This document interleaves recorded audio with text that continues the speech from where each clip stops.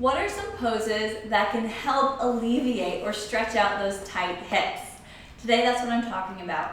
My name is Ashley. You can find me at ashesyoga.com or at the yoga studio, Hobo Yoga, in Poulsbo, Washington. You can learn more about the studio at poulsboyoga.com. All right, let's go through some of those poses. Before we stretch anything, one of the most important things to do is warm yourself up or give yourself a little bit of heat in the area that you're going to stretch. We want to heat before we stretch to keep our muscles and joints safe. So if we're doing hips, a couple things we could do to heat up the glutes in this area around our midsection and booty is simple knee, you can hold on to something, knee rotations, hip rotations, bring it around and around both directions. And you want to do a few of these just to make sure that you're feeling loose or feeling warm. Go as slow as you want. And another exercise we could do to heat up are some squats. So keeping the knees behind the toes, sending the hips back and down, squat down, lift up. Just body weight squats to get the legs activated. And so when we stretch, it's going to feel a lot better, safer for the muscles. All right, here are some hip stretches. I'll give you 4. How about that? Number 1 is any version of a figure 4. We can do that standing. So think of making a number 4. Your leg, we can do it standing here, taking the ankle over the knee, little bend, pressing the knee back, flexing the toes and the heel to make sure that the knee stays safe and secure, hips forward. So there's any version of figure 4. There's standing, we got seated, or even here seated, or lying on your back. Another version.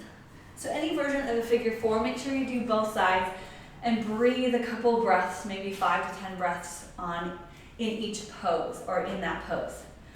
Another thing we could do, which is not quite crossing over, is tree pose variations. So foot just on the leg without crossing over. So you're not pressing, we're not getting that stretchy rotation. Well, we kind of are, but it's a little bit more activation. So tree pose, anywhere up the leg, avoiding the knee. And knee comes back, hips forward. It could do the same thing on the ground. So you're sitting down, one leg extended, head to knee pose. It's often called knee out, a gentle way to open the hip and bring it forward.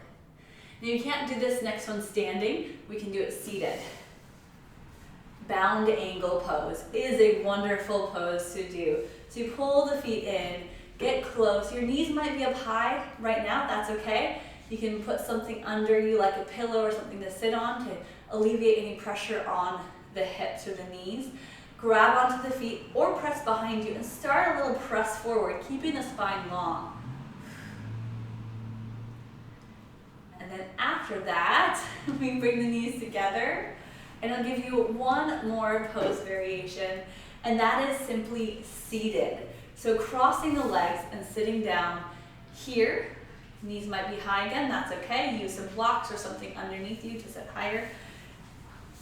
You might be legs in front or even a half lotus, some sort of pose that's crossing the legs and working some space into a seated on the floor pose. So you can start to lean forward. You'll feel one side a little bit more than the other. Make sure that you do both sides. So switch the crossing of your legs. One side will be a little easier than the other.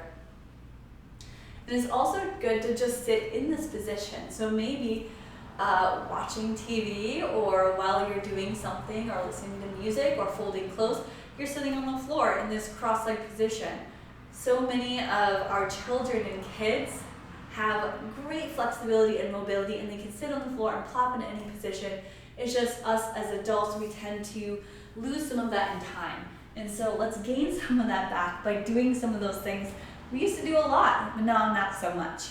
It's going to help your body feel a little bit more loose, flexible, mobile, and the ability to move around and go from up to down and sit from seated to standing as we continue to get older, which inevitably we all are getting older. So it's good to stay with that practice with strong bodies, flexible bodies, strong minds, flexible minds.